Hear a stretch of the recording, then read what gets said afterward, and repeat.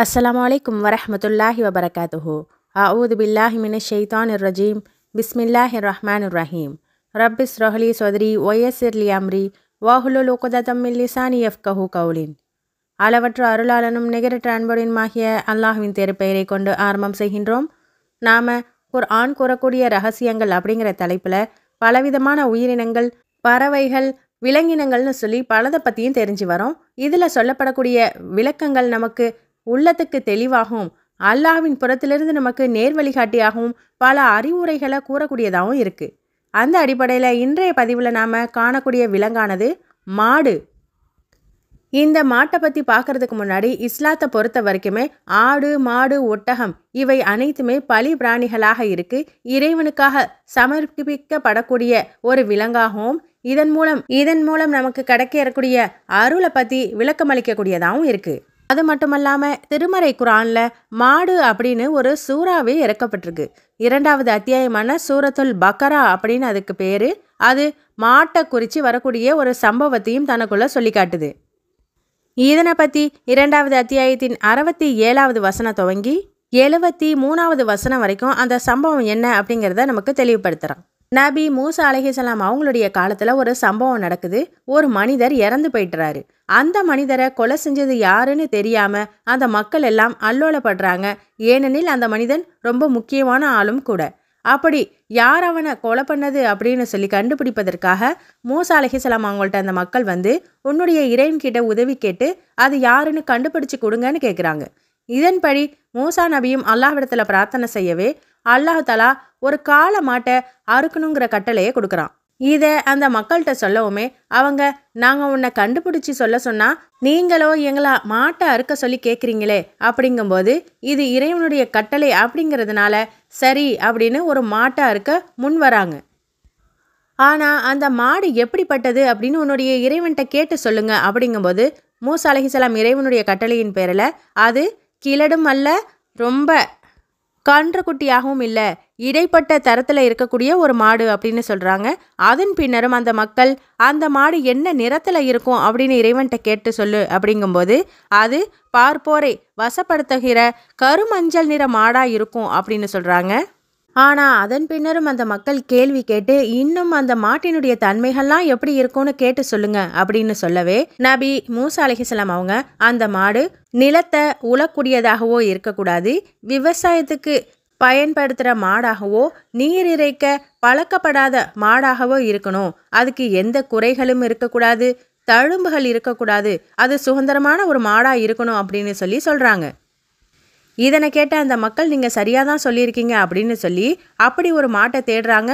ஆனால் மிகுந்த சிரமத்தில் அப்படி ஒரு மாடு கிடைக்கிறதே ரொம்ப கஷ்டமான சூழ்நிலையில் தான் அந்த மாட்டை அறுக்கிறாங்க.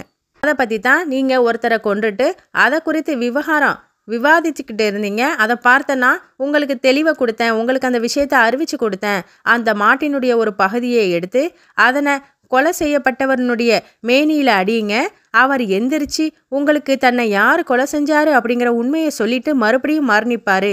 இவ்வாறு தான் நான் இறக்கவும் செய்வேன், உயிர் கொடுக்கவும் செய்கிறேன் அப்படிங்கிறதுல உங்களுக்கு விஷயங்களை தெளிவுபடுத்தி அந்த விளக்கத்தின் மூலம் உங்களுக்கு பல சான்றுகளை ஏற்படுத்தியிருக்கேன்னு இறைவன் சொல்கிறான். ஆகவே நபி மூசா அலைஹிஸ்ஸலாம் அவங்க காலத்தில் நடந்த மிக முக்கியமான விஷயமான இந்த மாட்டினுடைய சம்பவத்தை குறித்து தான் இந்த சூறாவில் சொல்லப்படுது. அதனாலேயே இந்த சூறாவுக்கு சூரத்துல் பக்கரா அந்த மாடு அப்படின்னே பெயரும் பெற்றிருக்கு.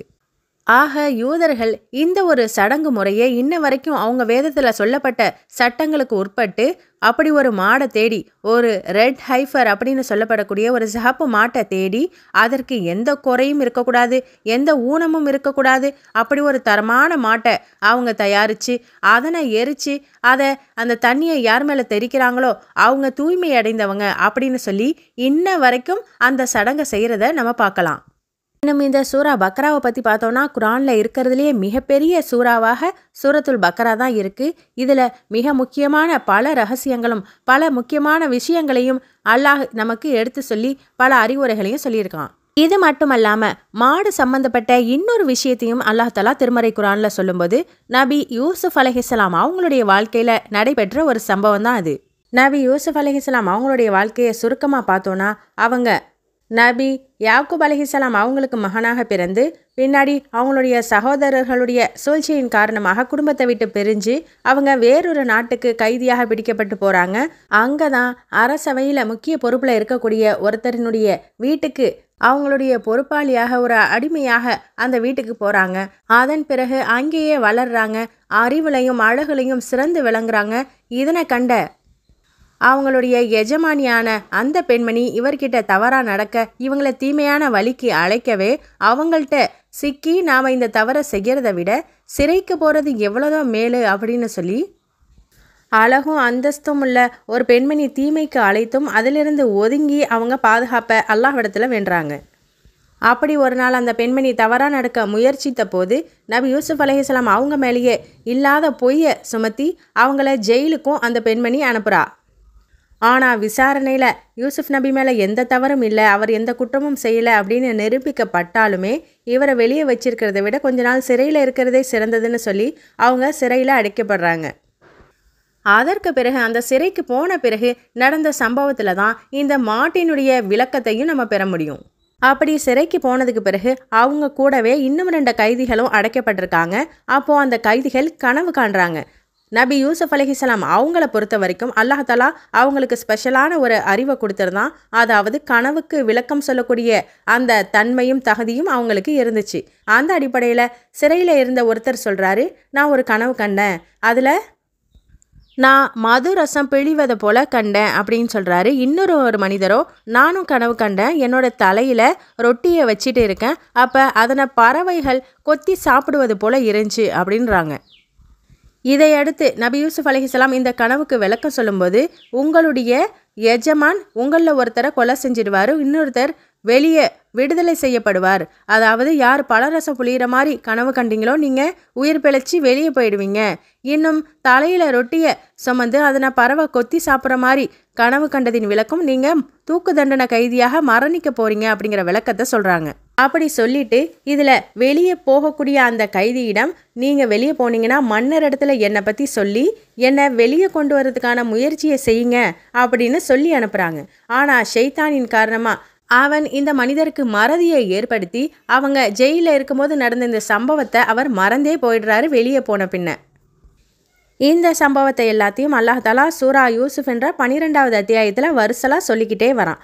இதனை அடுத்து தான் 43வது வசனத்தில் அல்லாஹ் தஆலா அந்த மன்னர் ஒரு கனவு கண்டதையும் அந்த கனவுக்கு விளக்கம் கேட்டு நபி யூசுப் அலைஹிஸ்ஸலாம் அவங்க கிட்ட வந்ததையும் நமக்கு தெளிவுபடுத்துகிறான். அது என்ன கனவு அப்படின்னு பார்த்தோன்னா, கொளுத்த 7 மாடுகளும் மெலிந்த 7 மாடுகளும் இருக்குது. அதில் அந்த கொளுத்த மாடுகளை மெலிந்த மாடுகள் சாப்பிடுவது போல கனவுல காண்றாங்க. அதே போல் பசுமையான 7 கதிர்களையும் காஞ்சி போன வெறும் கதிர்களையும் நான் கனவுல கண்டேன் அப்படின்னு சொல்லி அந்த மன்னர் பிரமுகர்கள்கிட்ட ஐடியா கேட்குறாங்க. இந்த கனவுக்கான விளக்கம் என்ன அப்படின்னு வேண்டுறாங்க. ஆனால் இந்த கனவுக்கான விளக்கம் யாருக்குமே தெரியல, இது அர்த்தமற்ற கனவு, எங்களுக்கு அதற்கான விளக்கம் தெரியல அப்படின்னே சொல்லிடுறாங்க. அப்போதான் சிறையிலிருந்து விடுதலை செய்யப்பட்ட அந்த மனிதர் இதை கேட்டுட்டு, எனக்கு கொஞ்சம் அவகாசம் கொடுங்க, இதனுடைய விளக்கத்தை தெரிஞ்ச ஒருத்தரை எனக்கு தெரியும், நான் இதுக்கான அர்த்தம் என்னன்னு கேட்டு சொல்கிறேன்னு சொல்லி நபி யூசுப் அலைஹிஸ்ஸலாம் அவங்கள சிறையில் வந்து சந்திக்கிறாரு. இதற்கு விளக்கம் சொன்னீங்கன்னா உங்களுக்கு நல்லது நடக்கும் அப்படிங்கிற மாதிரி அவர் கேட்கவே நபி யூசுப் அலைஹிஸ்ஸலாம் அதுக்கு விளக்கம் சொல்கிறாங்க. தொடர்ந்து 7 ஆண்டுகள் விவசாயம் செய்வீங்க, அந்த விவசாயத்தில் கிடைக்கக்கூடிய பயிரை நீங்கள் பாதியை சேமிப்பாகவும் மீதியை செலவுக்காகவும் வச்சுக்குங்க. ஏன்னா பிற்காலத்தில் பஞ்சம் வரப்போகுது, அதனால் முன்கூட்டியே உங்களுடைய பயிர்களை சேமித்து அடுத்து வரக்கூடிய 7 ஆண்டுகளுக்காக சேமிப்பு பண்ணிக்குங்க. இன்னும் அதற்கு பிறகு ஒரு மழை பெய்யக்கூடிய காலம் வரும், அப்போ நீங்கள் பல ரசங்களை பிடிவீங்க அப்படின்னு சொல்லி அந்த கனவுக்கான விளக்கத்தை நபி யூசுப் அலைஹிஸ்ஸலாம் சொல்கிறாங்க. இதை அந்த மனிதர் மன்னர்கிட்ட வந்து சொல்லும்போது அந்த மனிதரை என்கிட்ட கொண்டு வாங்க அப்படின்னு சொல்லி மறுபடியும் அவங்கள குறித்த விசாரணையில் ஈடுபடுறாங்க. ஏற்கனவே அவங்க பழி சுமத்தப்பட்டு தான் சிறையில் அடைக்கப்பட்டாங்க. ஆனால் இந்த விசாரணையின் போது அந்த அரசவையில் முக்கிய பொறுப்பில் இருந்தவருடைய பொறுப்பாளியாக இருந்த அந்த மனைவியே வந்து இவர் மேலே எந்த குற்றமும் இல்லை, நான் தான் தவறாக நடக்க முயற்சி செஞ்சேன் அப்படிங்கிற உண்மையையும் ஒத்துக்கிட்டு இதற்கு முன்னாடியே இவருடைய அழகுல மயங்கி பெண்களெல்லாம் கத்தியால் அவங்களுடைய கையை வெட்டியிருப்பாங்க. அந்த பெண்களையும் கூப்பிட்டு இவர் குறித்து ஏதாவது ஒழுக்கக்கேடான செயலை செஞ்சாரான்னு விசாரிக்கும்போது அவர் மேலே எந்த குற்றமும் இல்லை, நாங்கள் தான் அவருடைய அழகுல மயங்கி எங்களுடைய கைகளை வெட்டிக்கிட்டோம், இதற்கும் அவருக்கும் எந்த சம்பந்தமும் இல்லை அப்படிங்கிற எல்லா விளக்கத்தையும் எல்லா உண்மைகளையும் அல்லாஹ்வின் மூலம் அல்லாஹ் வெளிக்கொண்டு வரான். இதன் பிறகு நபி யூசுப் அலைஹிஸ்ஸலாம் அவங்களும் நான் என்னுடைய எஜமானனுக்கு குற்றம் செய்யலை, நான் எந்த துரோகமும் பண்ணலை, நான் பரிசுத்தமானவங்கிறத அல்லாஹ் நிரூபிச்சிட்டான் அப்படின்னு மித்த விளக்கத்தையும் இந்த கனவின் விளக்கத்தையும் அவங்க சொல்கிறாங்க. இதனை கேட்ட அந்த மன்னர் மிகவும் மகிழ்ச்சி அடைஞ்சு நபி யூசுப் அலைஹிஸ்ஸலாம் அவங்கள ரொம்பவுமே பிடிச்சி போய் நீ என்னிடத்துல எனக்கான பொறுப்பாளியாக நான் உன்னை தேர்ந்தெடுத்துக்கிட்டேன், என் அரசவையில் முக்கிய ஒரு பொறுப்பில் நீ என் கூடவே இருப்ப அப்படிங்கிற மாதிரி அவங்களுக்கு அரசவையில் அவங்களுடைய கருவூலத்தை பாதுகாக்கிற முக்கிய பொறுப்பையும் கொடுத்து அவங்கள கூடவே வச்சுக்கிறாங்க. ஆகவே இந்த சம்பவத்திலையும் நபி யூசுப் அலைஹிஸ்ஸலாம் அவங்களுடைய கனவுக்கு விளக்கம் சொல்லக்கூடிய அந்த விளக்கத்தில் மாடு சம்பந்தப்பட்ட 7 மெலிந்த மாட்டையும் 7 செழிப்பான மாடுகளையும் பயிர்களையும் கனவு கண்டதன் விளக்கத்தை எடுத்து சொல்லி நமக்கு பின் வரக்கூடிய அந்த காலங்களின் கணிப்பையும் அவங்களுக்கு அல்லாஹ் கற்றுக் கொடுத்துருக்கான். இந்த சம்பவத்தை நமக்கு தெளிவுபடுத்துகிறான். மாடுகள் சம்மந்தமான விளக்கங்களை தெரிஞ்சுக்கிட்டு இருக்கோம். மாட்டிலிருந்து மனுஷனுக்கு கிடைக்கக்கூடிய பல பயன்களையும் நம்ம பார்த்துருக்கோம். அதில் மிக முக்கியமானது மாட்டிலிருந்து கிடைக்கக்கூடிய பால். இந்த பால் தான் மனிதனுடைய வாழ்க்கையில் அத்தியாவசியமான ஒரு பங்கு வகிக்குது. உலகத்திலேயே தூய்மையான பாலுங்கும்போது அது தாய்ப்பால் தான். அதுக்கு அடுத்தபடியாக இருக்கிறது ஆடு, மாடு, ஒட்டகம் ஆகியவற்றினுடைய பால். இதில் ஆட்டுப்பால், ஒட்டகப்பால்லாம் ரொம்ப ரேர், எல்லா மக்களுக்கும் அது கிடைக்க முடியாத வகையில் இருக்கிறதுனால அனைத்து மக்களுக்குமே கிடைக்கக்கூடிய ஒன்றாக இந்த மாட்டுப்பால் தான் இருக்குது. அதிலிருந்து கிடைக்கக்கூடிய சத்துக்களும் மனுஷனுடைய உடலில் ஏற்றுக்கொள்ளப்பட்டதாக நமக்கு தெம்பு திடகாரத்தை ஏற்படுத்தக்கூடியதாகவும் இருக்குது. இதை பற்றியும் அல்லாஹ் தஆலா 16வது அத்தியாயம் 66வது வசனத்தில் சொல்லும்போது நிச்சயமாக உங்களுக்கு ஆடு, மாடு, ஒட்டகம் போன்ற கால்நடைகளிலும் தக்க படிப்பினை இருக்குது, அவற்றின் வெய்த்துக்குள்ள சாணத்துக்கும் இரத்தத்துக்கும் இடைப்பட்ட களப்பற்ற பாலை அருந்துவோருக்கு அது இனிமையானதாக தாராளமானதாக நான் கொடுத்துருக்கேன், அது உங்களுக்கு பயன் தரக்கூடும்னு அல்லாஹ்வே சொல்லி காட்டுறான். இன்னும் நபி ஸல்லல்லாஹு அலைஹி வஸல்லம் அவங்க இந்த மாட்டை பற்றி சொல்லும்போது நாம் குர்பானி கொடுக்குறோம், அந்த குர்பானியில் 7 பேர் ஒன்று சேர்ந்து இந்த மாட்டினுடைய பங்கில் சேர்ந்து குர்பானி கொடுக்கலாம் அப்படின்னு அனுமதி கொடுக்குறாங்க. அதே போல் நாம் ஜும்மாவுக்கு முதல்ல சென்றோம் அப்படின்னா அதற்காக நமக்கு கிடைக்கக்கூடிய பலனாக ஃபஸ்ட்டு போகிறவங்களுக்கு ஒட்டகம், 2வது மாடு, அடுத்து ஆடு, அப்புறம் கோழி, முட்டைன்னு சொல்லி இந்த முக்கியமான இபாதத்தில் கலந்துக்கக்கூடிய முன்னுரிமை வழங்கக்கூடிய அவர்களுக்கு இந்த விலங்கினங்களை குர்பானி கொடுத்த நன்மை கிடைக்கும் அப்படின்னும் நபி ஸல்லல்லாஹு அலைஹி வஸல்லம் சொல்கிறாங்க.